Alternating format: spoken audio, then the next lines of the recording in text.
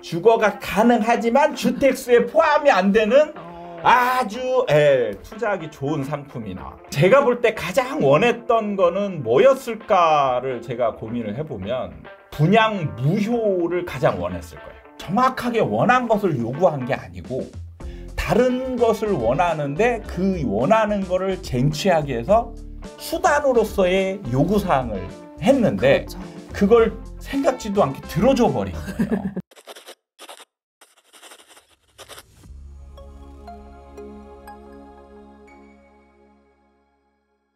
반갑습니다. 아파트 사이클 연구소 소장 이현철입니다. 김나은입니다. 자, 최근 정부가 이 생활 숙박 시설 이른바 생숙 합법 사용 지원 방안을 발표했다고 해서 오늘은 이 생숙에 대한 이야기를 해보려고 하는데요. 이 지원 방안이 뭐냐면 이미 지어졌거나 지금 지어지고 있는 아직 공사 중인 생숙을 주거용 오피스텔로 전환하게끔 하는 방안이라고 하고요. 실제로 이제 얼마나 됐나 살펴보니까 지난해 기준으로 전국의 생숙 18만 호실 중에서 5.3%만이 이제 오피스텔로 용도 변경이 됐다고 하고요. 서울에서 좀 유명한 한때 좀 핫했던 곳이 있죠. 마곡의 한 생숙이 이번에 오피스텔로 용도 변경이 됐다고 해서 또 뜨거운 이 소식을 가지고 와봤습니다. 그동안 생숙을 분양받은 사람들이 꾸준히 이 용도 변경을 요구를 해왔던 것 같아요. 뭐 시위도 벌이고 이랬던데 도대체 왜 이게 용도 변경을 원하는 건가요? 이런 시위가 격화되고 문제가 일어나는 것들은 이제 입주가 다가온 것들이 많거든요. 그러면은 첫 번째 분양 시점이 언제냐. 이제 이런 것들이 생숙이 2020년, 21년. 조금 이제 지나면 22년. 이 당시에 분양했던 것들이 많은 거예요. 굉장히 핫했던 때 아닌가요? 그죠. 시장이? 근데 그때의 생숙 시장이 핫했던 것도 있는데 그때 가장 주된 이슈는 뭐였냐면 주택 시장이 이제 폭등 시장이었어요. 그렇죠. 폭등이 되면서 무슨 규제가 생겼냐면 세금들이 다 중과를 맞았어요. 그래서 이 중과를 주는 기준이 뭐였냐면 단 하나의 기준이었어요. 어떤 건가요? 주택수였습니다. 아, 주택수가 늘어날수록 계속 중과를 맞는 그렇죠. 거군요. 그러니까 2주택자, 3주택자, 4주택자 이상 다 그 과표 구간이 다 달랐어요. 그래서 주택수가 많아질수록 중과율이 높았어요.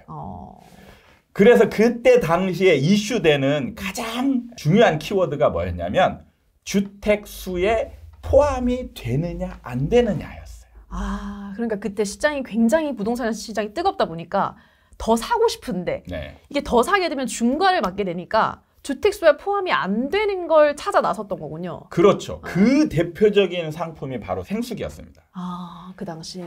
그러니까 생숙 같은 경우는 생긴 거는 주택하고 그러니까 아파트하고 비슷해요. 아, 외관상은. 안에 내부도 비슷합니다. 비슷하고 그래서 주거용으로 사용할 수가 있는 구조를 갖추고 있었어요. 아마 그 당시에 팔았던 판매원들이 그 시기를 관통하는 키워드를 그리고 사람들이 관심 있는 분야를 가장 크게 언급을 하면서 판매를 하거든요. 그래서 뭐였냐면 주거가 가능하지만 주택수에 포함이 안 되는 아주 투자하기 좋은 상품이 나왔다. 이게 이제 솔깃하는데요? 저라도. 그래서 이 분양을 받았던 대부분의 사람들이 실제로는 제가 볼 때는 그냥 개인적인 뇌피셜입니다. 뇌피셜. 대부분은 투자로 샀을 거예요. 진짜 내가 들어가서 실거주하려고 산 게 아니라. 그러니까 주택수에 포함이 안 되는 주택 시장이 활성화돼서 폭등이 일어나는 그런 상황에서 뭔가 살 수 있는 가장 좋은 물건이 생숙이었던 거죠. 그래서 이제 분양을 받았어요. 그래서 대부분은 투자용으로 받았기 때문에 이제 전매용으로 이제 많이 계획을 잡았을 가능성이 높습니다. 그런데 2022년이 지나면서 이제 주택 시장이 급속하게 얼어붙고 그러면서 원래 주택 용도가 아니었던 이 생숙 상품은 더 빠르게 시장이 가라앉았어요. 그러다 보니까 이분들이 물린 상황이 되는 거죠.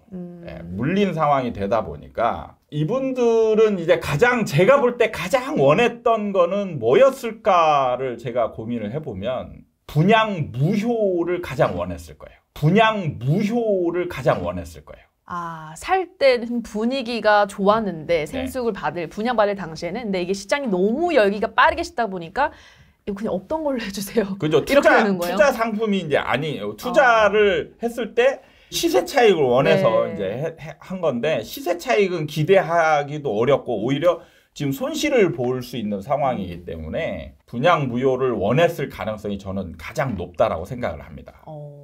그런데 그냥 분양 무효다라고 주장하면 과연 들어줄까요? 아무도 안 들어줄 것 같은데요. 그러겠죠. 네. 아무도 안 들어주니까 판매자들의 실수 아니면 좀 심하게 하자면 사기 행위 같은 왜냐하면 생수는 주거할 수 있는 용도가 아니에요. 주거가 가능한데 주택수에 포함 안 되는 거라고 하셨잖아요. 그렇죠. 그러니까 지금 아까는 제가 판매원이 그랬을 거라고 얘기했잖아요. 그렇죠. 네. 근데 원래 용도는 주거가 안 되는 겁니다. 아, 그래요? 네. 숙박시설 알죠? 알죠. 네. 숙박시설이 뭐가 있죠? 숙박시설에는 뭐 호텔, 모텔 네, 이런 그렇죠. 것들이죠. 네. 네. 숙박시설이 있고 생활형 숙박시설입니다. 생숙은 생활형 숙박시설이에요. 네. 근데 중요한 거는 숙박시설입니다. 생활형 숙박시설도 자 뒤에 숙박시설이 붙어 있잖아요. 그렇죠. 묵어가는 용도예요. 다만 다른 게 생활형이라는 게 붙어 있잖아요. 그렇죠. 그러면 뭐가 다를까? 취사가 가능한 숙박시설이다. 우리가 뭐 호텔, 모텔에서 취사를 하지는 않으니까. 그죠. 근데, 호텔, 모텔 가면 취사 도구가 아예 없죠. 없습니다. 맞아요. 있어봐야 커피포트 하나. 맞아요. 네. 불을 피울 수 없어요. 그렇죠. 네. 그런데 생활형 숙박시설은 물도 나오고 식수대도 있고 불도 피울 수 있는. 네. 그래서 취사가 가능한 숙박시설을 생활형 숙박시설이라고 하는 거예요. 근데 명칭을 그러면 왜 이렇게 뒀을까요? 그러게요. 주거가 되면 주택이라고 하면 되지. 주거가 안 되니까 원래는. 그렇죠. 주거가 안 되는 거예요. 원래는. 안 되는데 자 사람들의 요구가 주거가 되는데 주택수에 포함이 안 된 게 뭐야? 뭐 이런 걸 내놔! 뭐 그렇죠. 이러고 있으니까 판매하는 사람들 입장에서는 그 사람들이 원하는 걸 얘기해 준 거예요. 네, 그렇게 하다 보니까 자 이분들은 주거용이라고 난 들었다. 그렇죠. 판매원들이 그렇게 얘기했을 가능성이 많단 말이에요. 그렇죠. 네. 그러니까 이걸 이제 잡는 거죠. 이 멘트를. 주거용이라고 했는데 야, 왜 주거가 안 되냐. 그래서 주거용으로 해줘라. 그렇게 요구를 하다 보니까 정부 당국에서는 이 용도 변경이라는 게 쉬운 게 아니거든. 국가가 봤을 때 균형 잡힌 사람들이 원하는 주택만 원하면 모든 시설에다가 아파트만 지을 거 아니에요. 그렇죠. 그러면 나중에 보면 상가도 없고 병원도 없고 학교도 없고 아파트만 있어?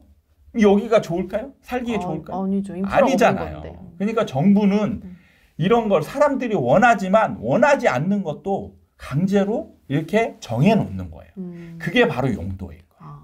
정해놓은 데는 다 이유가 있는 건데. 그럼요. 그래서 그 변경이 쉽게 허락을 해주면 안 되는 거예요. 근데 됐네요. 원래 안 되는 걸 하니까 요구를 해서 안 들어주잖아요. 그러면 뭐예요? 야, 니네가 원래 주거용이라고 해놓고 안 되니까 그러면 무효야? 이렇게 요구하게 되는 거잖아요. 그러면 내가 원래 가장 원하는 게 뭐였어요? 무효라고 했죠. 그걸 주장하는 근거가 되는 거죠. 그래서 저는 용도 변경을 그렇게 강하게 요구를 하지 않았나 이런 생각을 저는 개인적으로 합니다. 근데 이게 용도 변경하려면요, 소장님 100% 동의가 필요하다고 해요. 그 수분양자들의. 근데 한 명이 이 용도 변경이 반대를 하고 나섰다가 계약금은 다 이제 몰취를 당하고 계약이 이제 해제된 그런 또 사례가 나왔더라고요.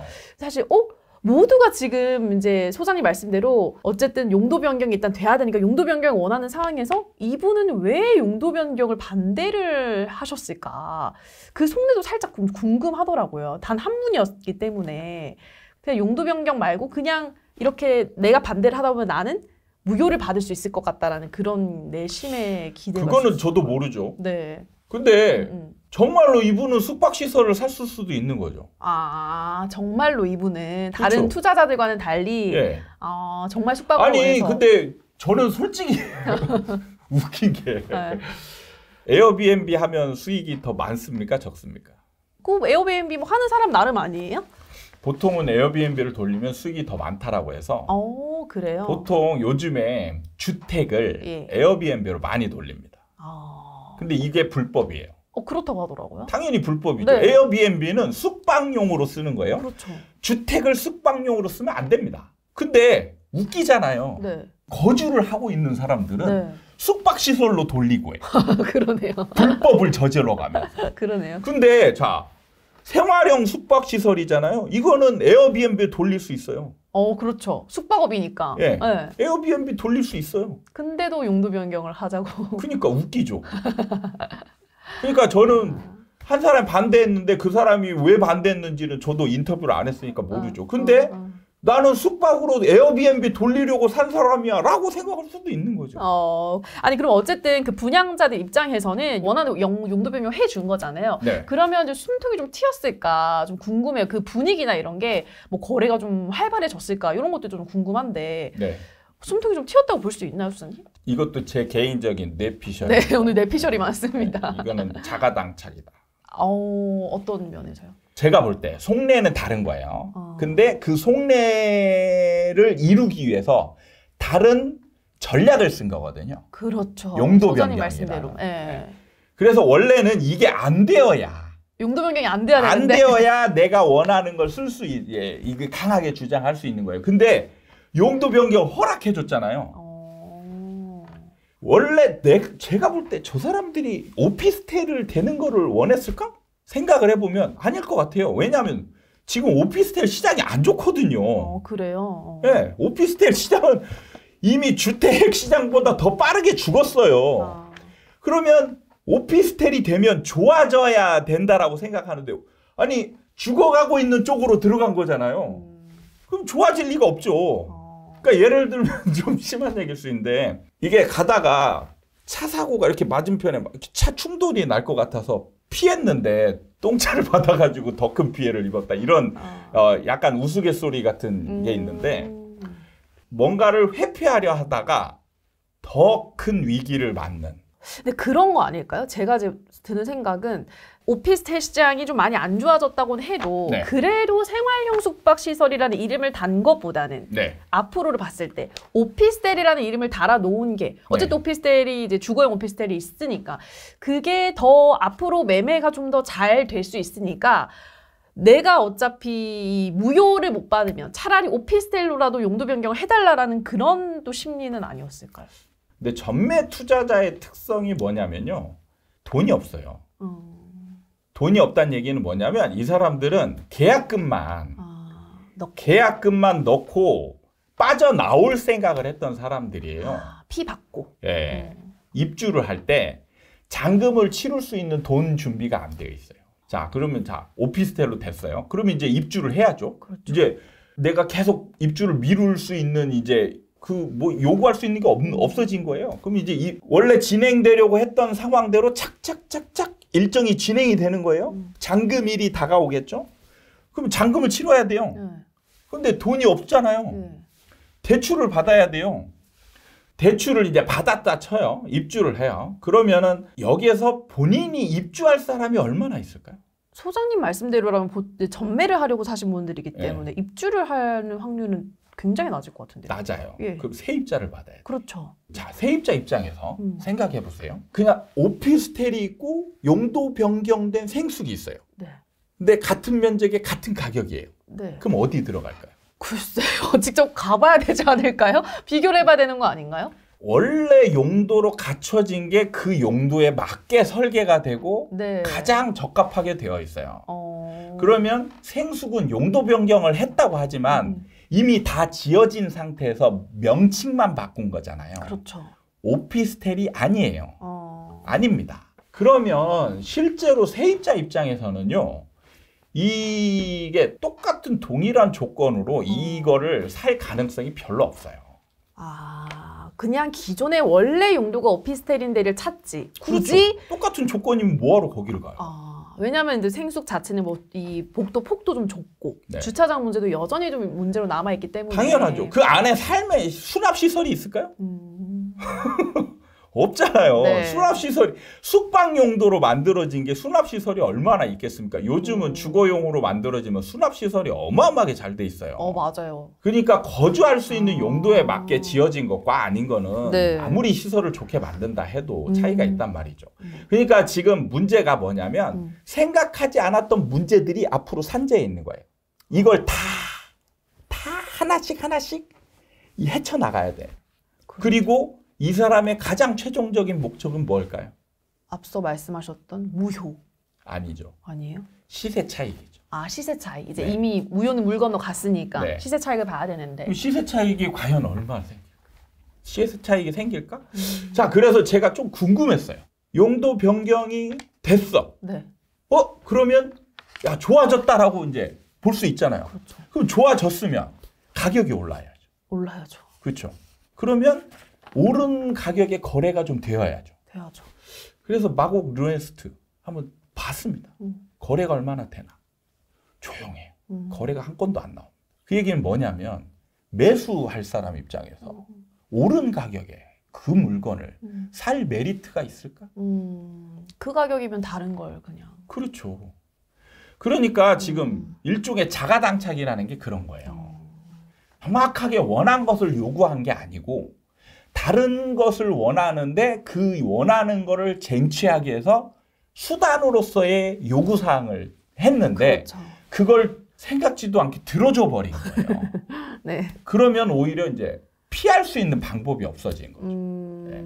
그러니까 문제는 뭐냐면 정확히 사람들이 원하고 다른 사람들도 원하는 물건이어야 되는데 네. 그게 아닌 거죠. 지금 본인들만 나는 이걸 원하고 있다라고 얘기를 하는 거예요.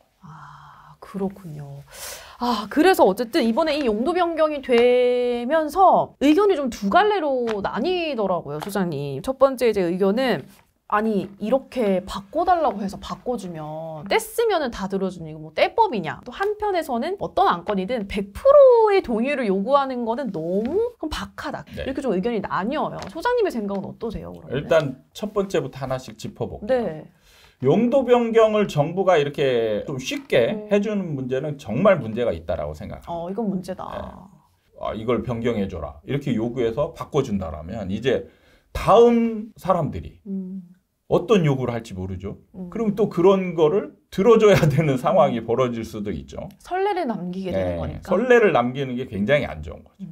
그럼 정부가 통제하는 의미가 없어지는. 그러니까 스스로 지금 자기가 통제할 수 있는 권리를 가지고 있는데 네. 그 권리를 스스로 놓고 있는 거예요. 그런 면에 있어서 정말 잘못하고 있다. 그리고 이제 두 번째는 용도 변경을 요구할 때 동의율을 80% 정도로 해줘라. 네. 이 얘기는 정말 이것도 문제인 게 예를 들어서 20%는 정말 내가 숙박시설로 이용하려고 받았다라고 가정한다면 그러면 이 사람이 소수라고 해서 묵살되어야 되냐? 아니죠. 오히려 이분은 진짜 어떻게 진짜로 보면은 자기들이 원하는 네. 용도에 맞게 자기 법에 맞게 그거에 맞게 했는데 오히려 다른 용도로 요구하는 사람들이 많다라고 해서 그 사람들 말을 들어주는 거잖아요. 그럼 이 사람들은 오히려 피해자가 되는 거죠.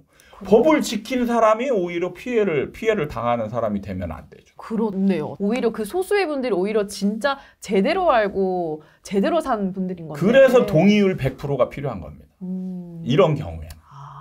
원래 안 되지만 전부 다 니네가 전체가 다 원한다라면 그래 좀 내가 욕먹더라도 좀 해줄게. 그냥 이 정도까지는 한 거잖아요. 네. 근데 지금 해주니까 더 요구하는 거잖아요. 여기서 80% 되면 또 가만히 있을까요? 아니요. 50% 60% 나오겠죠. 네. 그래서 정부는 지켜야 될 선이 있으면 그걸 진짜 철두철미하게 지켜야 되는 겁니다.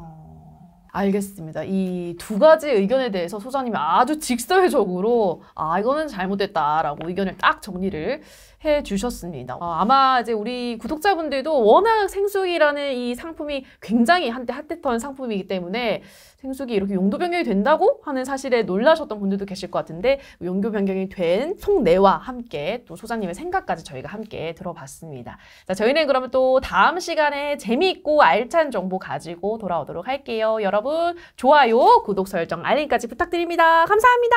감사합니다.